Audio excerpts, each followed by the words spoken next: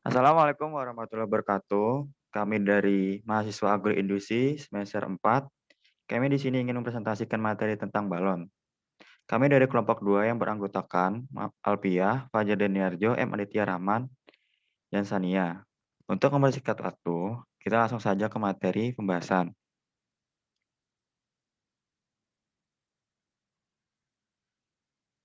Pertama-tama, karet yang akan dibacakan oleh Alpia. Waktu dan tempat dipersilahkan. Baik, terima kasih. Di sini saya akan menjelaskan pengertian karet. Karet adalah polimer hidrokarbon yang terkandung pada lateks dari pohon karet. Tanaman karet merupakan perkebunan tahunan berupa pohon batang lurus. Karet merupakan produk dari proses penggumpalan getah tanaman karet atau lateks. Klasifikasi tanaman karet. Divisi, subdivisi, kelas, ordo, famili, genus, dan spesies. Oke, next.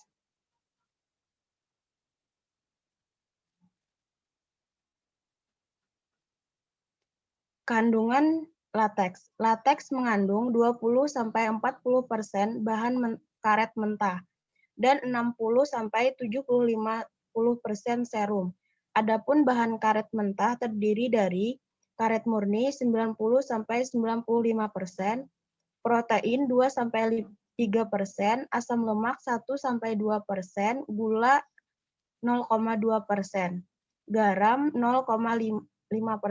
Pada lateks sering terjadi penggumpalan sebelum lateks diolah atau mendapatkan perlakuan di pabrik.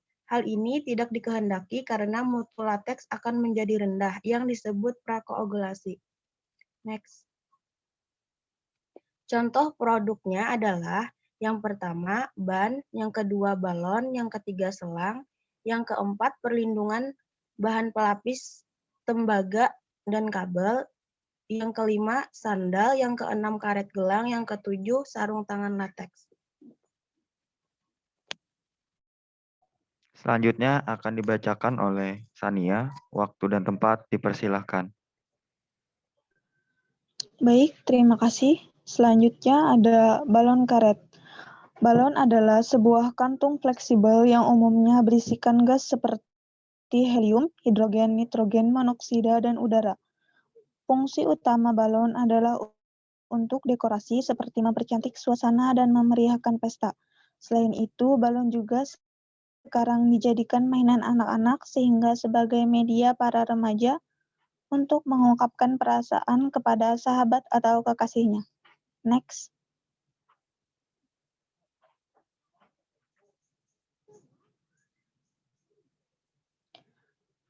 Sejarah balon. Balon pertama kali dibuat oleh suku Aztec Amerika Utara dari usus besar kucing dan babi sebagai persembahan bagi dewa. Pada abad 14-16 di Eropa, balon sederhana dibuat dari kandung kemih hewan yang diisi air untuk upacara ritual. Pembuatan balon pertama dari bahan karet adalah Michael Faraday, seorang ilmuwan pada tahun 1824 setelah didirikannya pabrik karet pertama pada tahun 1803. Balon yang diproduksi secara massal untuk mainan anak-anak diperkenalkan pertama kali oleh Thomas Hancock. Kemudian disempurnakan oleh J.G. Ingram dari Inggris pada 1847 dengan produk balonnya yang lebih tahan panas dan elastis. Awal abad 19 muncul variasi bentuk maupun kualitas balon yang dibuat dari lateks, karet, hyoropren, dan nilon. Dan yang terakhir, sejak tahun 1920-an, muncul seni patung balon dari balon panjang dan populer setelah PDII dan kontes balon di beberapa negara di dunia. Next. Proses pembuatan balon. Lateks plus pewarna, kemudian disaring. Lateks dituang dalam tangki dengan suhu tertentu dan memiliki pengaduk otomatis selama 15-16 jam untuk menghindari pembekuan lateks. Cetakan balon yang terbuat dari besi disiram dengan air panas sebelum digunakan. Cetakan dibalikkan dan dicelupkan ke dalam cairan koagulan selama beberapa detik. Koagulan terdiri dari garam berbasis kalium, sabun, dan bedak bubuk. Garam adalah koagulan yang sebenarnya sabun. Membantu lateks tersebar merata pada cetakan dan membentuk lapisan dan bedak untuk mempermudah pelepasan balon dari cetakan. Cetakan kemudian dipanaskan pada suhu 38 sampai 93 derajat Celcius.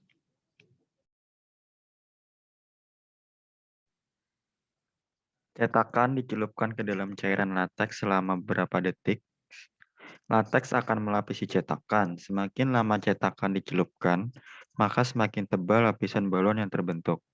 Cetakan harus dicelupkan dan diangkat pada kecepatan yang dikontrol, agar lapisan yang terbentuk sesuai dengan ketebalannya, serta tidak terbentuk gelembung udara. Pada tahap ini, balon akan cepat mengering.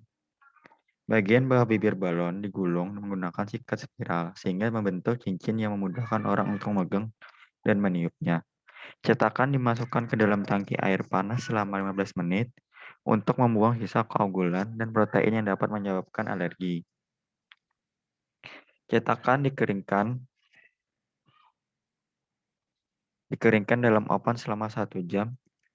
Cetakan dimasukkan ke dalam tangki berisi campuran air dengan bedak tak selama beberapa detik. Proses ini bertujuan agar balon mudah dilepaskan dari cetakan. Balon kemudian ditutup melalui cincin balon dengan menopang udara pada bagian bawah sehingga balon mengembang dan menyentuh roller di bagian atasnya.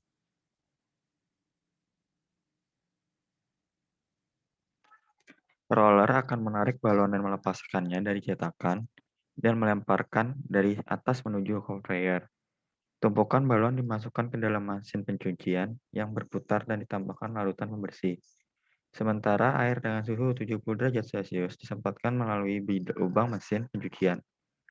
Proses ini bertujuan untuk membersihkan balon dan menyelesaikan tahap vulkanisasi lateks. Balon kemudian diuji daya kelenturannya. Mesin meniupkan udara ke dalam balon. Balon akan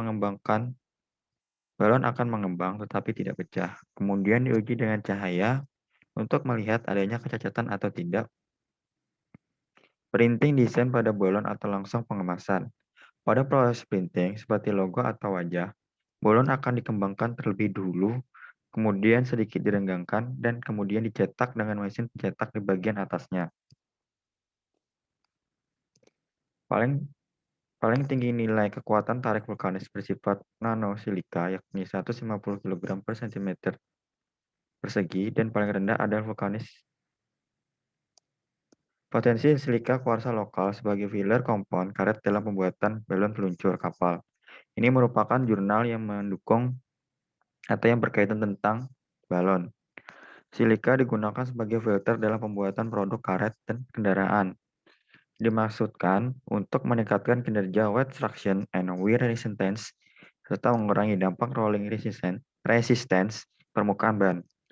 Produk balon lancur kapal dikembangkan dikarenakan masih mengimpor dari luar negeri dan sementara kebutuhan akan produk terus meningkat. Potensi silika kuarsa lokal dapat diaplikasikan sebagai filter pada kompon karet dengan cara memodifikasi baik nanosizing maupun surface treatment yang mampu meningkatkan kekuatan tarik melebihi kekuatan tarik vulkanis berfiller silika kuarsa normal. Modifikasi silika dengan cara nanosizing merupakan memberikan hasil uji kekuatan tarik vulkanis. Untuk mendapatkan hasil yang lebih optimal, maka perlu dilakukan modifikasi alternatif lebih lanjut selain tersebut. Hal ini untuk menekan biaya operasi yang terkait dengan produk barang karet teknik. Selanjutnya akan dibacakan oleh Muhammad Aditya Rahman. Waktu dan tempat dipersilahkan.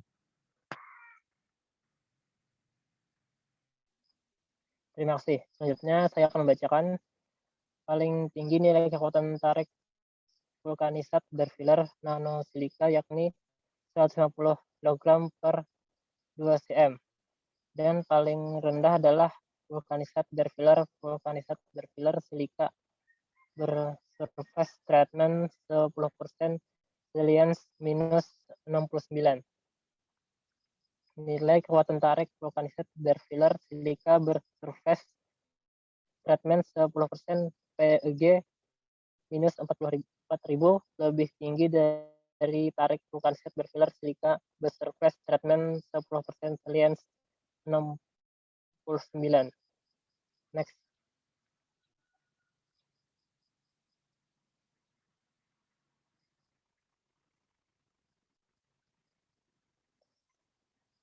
Pengaruh suhu vulkanisasi dan komposisi bentonite clay yang dimodifikasi dengan alkanolamida dari bahan baku RBPKO pada produk latex karet alam.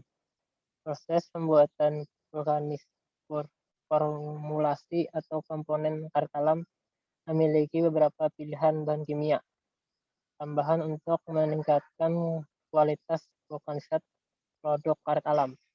Bahan kimia tersebut memberi sifat mekanik yang spesifik terhadap vulkanisat produk karet yang akan dibentuk. Secara umum, pembuatan senyawa lateks karet alam dengan bahan kimia karet disebut senyawa kompon lateks karet alam. Bahan kimia karet terdiri atas bahan kimia pokok dan bahan kimia tambahan. Bahan kimia pokok yang yaitu bahan vulkanisasi, pencepat reaksi, pengaktif, penstabil, antioksidan, dan pengis. Sedangkan bahan kimia tambahan adalah bahan penyerasi antara pengisi dengan lateks karet alam. Next.